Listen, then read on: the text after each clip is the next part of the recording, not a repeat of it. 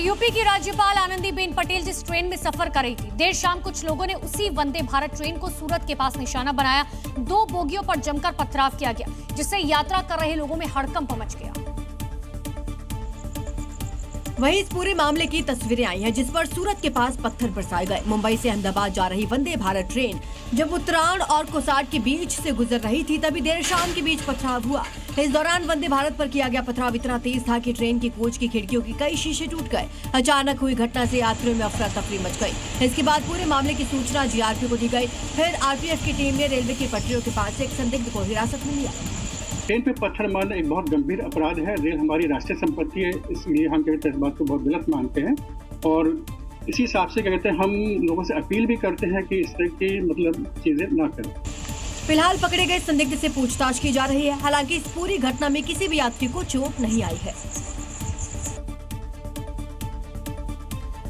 और ऑपरेशन सिंदूर को लेकर एक ऐसा खुलासा हुआ जिसने पाकिस्तान की नींद उड़ा दी। पूर्व सीडीएस के मुताबिक इस ऑपरेशन के दौरान भारतीय सेना ने दुश्मन के सबसे सुरक्षित गढ़ यानी कि सरगोधा के किराना हिल्स तक अपने टोही ड्रोन भेज दिए थे।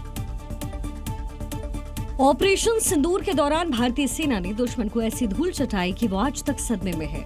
देश के पूर्व सीडीएस जनरल अनिल चौहान ने एक बड़ा खुलासा किया कि ऑपरेशन सिंदूर के दौरान भारतीय सेना ने पाकिस्तान के सबसे सुरक्षित समझे जाने वाले इलाके यानी सरगोधा के पास किराना हिल्स में अपने टोही ड्रोन भेज दिए थे।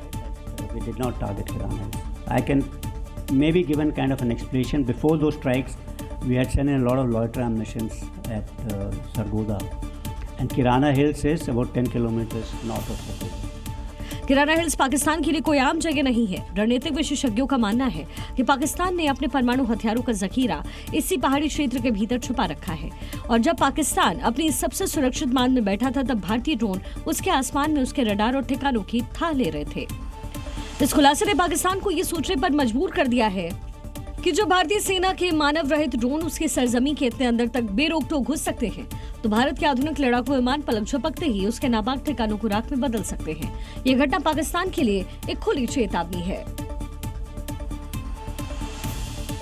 राखी के ऐड में एक्ट्रेस कृति सेनन की ड्रेस को लेकर विवाद में राहुल गांधी की एंट्री हो गई। राहुल गांधी ने कृति का समर्थन करते हुए पहनावे और आजादी की वकालत करते हुए ट्रोल न करने की अपील की। दरअसल कृति सेनन के इसी ऐड को लेकर विवाद छिड़ा हुआ है, क्योंकि कुछ लोग राखी बांधने के दौरान कृति सेनन की रिवीलिंग ड्रेस को लेकर सवाल उठा रहे हैं। वहीं इस पूरे मामले पर पहले तो कृति सेनन ने जवाब दिया और इंस्टाग्राम स्टोरी लगाकर ट्रोल करने वालों के लिए जवाब दिया कि खूबसूरती त्योहारों में होती है, कपड़ों में नहीं। वहीं कृति सेनन की स्टोरी लगाने के कुछ ही देर बाद राहुल गांधी भी इस पूरे मामले में कृति के सपोर्ट में उतर आए। स्टोरी को शेयर करते हुए राहुल गांधी ने लिखा, महिला क्या पहनेगी, क्या करेगी और कहाँ जाएगी, ये उसकी पसंद है। साथ ही महिलाओं को अपनी आजादी का इस्तेमाल करने के लिए ट्रोल न करने की अपील की। फिलहाल इस पूरे मामले को लेकर विवाद बढ़ता ही जा रहा है।